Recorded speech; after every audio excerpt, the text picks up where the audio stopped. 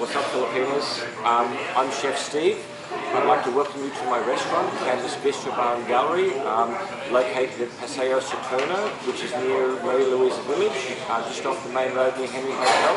What's up, Pilipinas?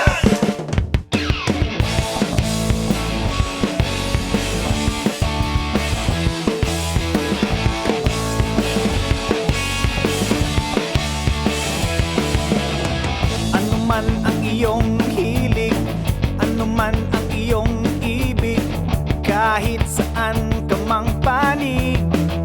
What's up, Pilipinas?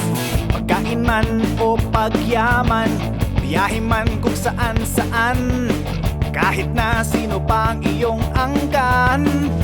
What's up, Pilipinas? What's up, Pilipinas? Halina at libutin ang ating mundo. What's up, Pilipinas? Aming ibibigay ang inyong gusto.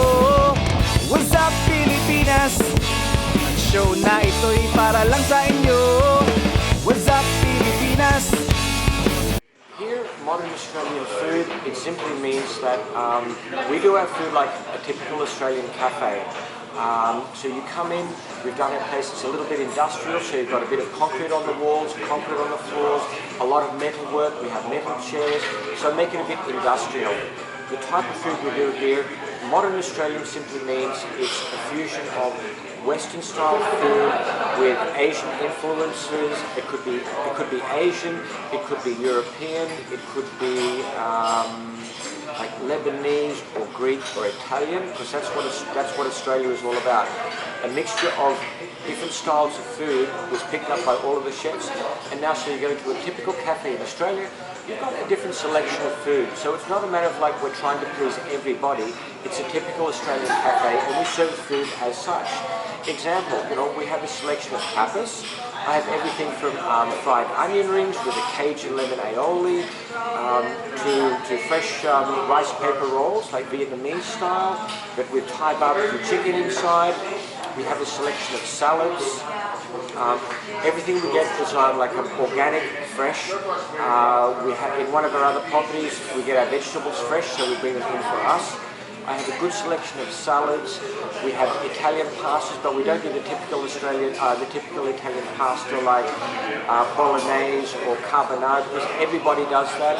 We try and incorporate some of the local ingredients, give it a slightly local flavor. So whether you be Filipino or European or Asian, you can identify some of the different ingredients inside and you can find something that suits what your flavors are, what you like. We have different sandwiches. I have the typical Australian hamburger, which is big, fat, juicy, with beetroot, parmesan pepper fries, which is a bit European, like Belgian fries. I have our triple decker, which is a big filling sandwich. We have crispy fried snapper with a nice lemon aioli as well. I have a good selection of main courses. Example, I have my fish selection where I use the local fish like grouper or snapper, tanigi. Some of them are straight grilled, some of them are crispy fried, like my snapper is crispy fried with a red curry sauce. You can have your choice of whether you want rice or mashed potato or Thai fried rice or parmesan fries or salad. We're very happy to interchange. If you don't want rice, you want mash, ask for that. If you don't want any of that and very healthy, you can have salad. Our main courses for our meats, we have some good Australian beef on the menu.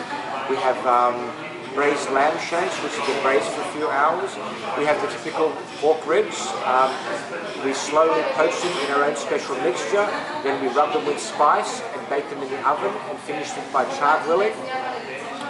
Some of the items on our menu have been on here ever since we opened because I can't take them off because people complain. Some things have been added to the menu, like I have grilled Australian sausages with onion rings, mashed potato and a fried egg, because that's what the guys want. It's a very simple dish.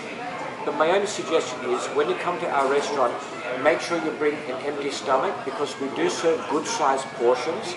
If you don't finish it at the restaurant, you don't have to feel obliged to stuff yourself. You can take it home and have it for supper or breakfast if you're getting full. Our desserts are all fresh, they're all homemade. We have everything from, we used to have an original Australian bread and butter pudding, but we incorporated it to make it a little bit Filipino.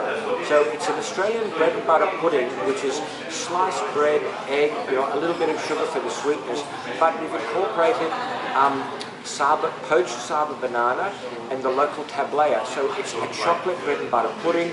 It's very nice, excellent served with a bit of ice cream. It's served warm. My sticky date pudding with butterscotch sauce has been on the menu since the very first day. My apple strudel. I really have things that sort of people really want to eat. They really enjoy it. We do also serve a lot of meals for people with dietary needs. I look after people that are celiacs, which means they can't have any gluten of any sort. I look after people that have diabetes, they're lactose intolerant, or there are certain products that they can't eat. I look after vegans and vegetarians. So the boys that are vegetarians, they can look at the vegetarian menu that we have, or they come and say, Steve, I want something different today. And we'll make something up for these guys at the drop of a hat. We really like to make sure that people get what they want. So especially if you've got a medical condition, we can really look after you guys. We don't cook with bad oils, unhealthy oils. I don't like drowning everything with butter and oil and grease. Like my pastas, for example, you will finish the pasta, your plate won't be covered in oil like a lot of restaurants serve you. A lot of the things we serve you, you won't find grease and oil on the plate because we really try and cook healthy. We really try and look after the people. We go with a lot of organics, as I said before, and that's basically the long and the short of the restaurant. If you would like a bottle of wine or a cocktail to go with your menu, you can have that as well. We have a lot of a healthy selection of cocktails and drinks, alcoholic and non-alcoholic. So you can really please yourself what you like. You can interchange the different foods as you see fit and to your flavor. I think that's about all I can tell you. But once again, I invite you all down to come to, where am I? Candace Bistro Bar and Gallery, anytime. Actually, this is what most guests of ours orders for during snacks. It's a fresh baked jalapeno, fresh baked tortilla chips with pickled jalapeno, queso carne. It's been layered na siya, so makakuha mo, the pickled jalapeno, it's a bit spicy. So this is the regular serving. Regular serving talaga yan. How much for that particular order? 185. 185. It's good for mga ano na to? Mga tatlo siguro. 3, no? Kung, 3 people. Kung hindi talaga masyadong eater talaga. Pero kung mga big eater, good for one siguro. Kung para sa akin, good for one lang talaga. Para sa'yo, good for Para one sa akin only. lang. Right? This is only the dish that you're gonna eat. Yeah. Pero kung marami, halimbawa, you're gonna serve mga 10, a portion na nung kakayanin mo ito, di ba? You have to make room for the other dishes, Yeah. eh. Kung ikaw lang, ito lang talaga. Kung ito lang yung kakainin mo. Oo. Well, this is already good, ha? 185, no? 185. Entire dish. Again, what's the name? Fresh baked tortilla chips. Fresh baked tortilla chips. Yeah. Yan. So, anong cheese niya? Cheese, mozzarella. Mozzarella. Okay. Yan. Sige, tikman natin. Tikman mo na. Go. Tayong dalawa. Go. Yeah, well, where do we begin? At the top? Anywhere. Yeah, tikman natin. Meron din yung tomato salsa. Where's the tomato salsa? Yung... Yeah, the side. There. Yan yung queso con carne. It's mixed also with cheese. So, very cheesy. So, Canvas is a Australian restaurant, di ba? Yeah, it's an Australian So restaurant. this is more like a Mexican dish, di ba? Yeah, but there are times of our guests that our chef mixed it with something like Asian, like So parang fusion. fusion. But mostly we have Australian Australian. It's spicy, di ba? A bit spicy because of the pickled jalapeno. So dapat tabayan natin ang higop nito. And you call this a? Citrus crush. We have a glass. We also have a jug for them to share. Good for 5 glasses. So for this one, single order, how much is this? I think it's 95 pesos. 95. I forgot the price. So this is orange, di ba? Orange and then calamansi. Only for 95? Are you sure? Parang fresh siya, di ba? Fresh? I'll check. Try. Pero kung 95 lang siya is very, very affordable. I'll check. I'll double check that price. Yum! Sarap. Talagang fresh. Sayang, maganda sana kung meron kang kasama, no? Kahapon na siya nagsabi na, Na cancel siya. yeah, they had. Ito yung grilled, yung tangigi namin, simmered in coconut vinegar.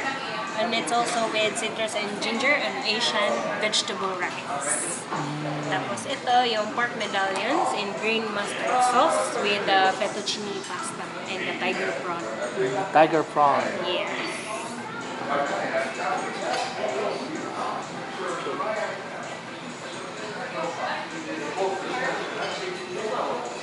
So when you said kasi tanige with coconut, di ba?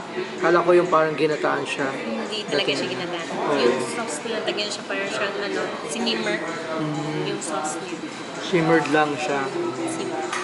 And then this one, this is what kind of pork? Pork medallion. Pork medallion. Yeah. It's an entree size. Ito yung fettuccine, pesto. And then the tiger prawn. Yeah.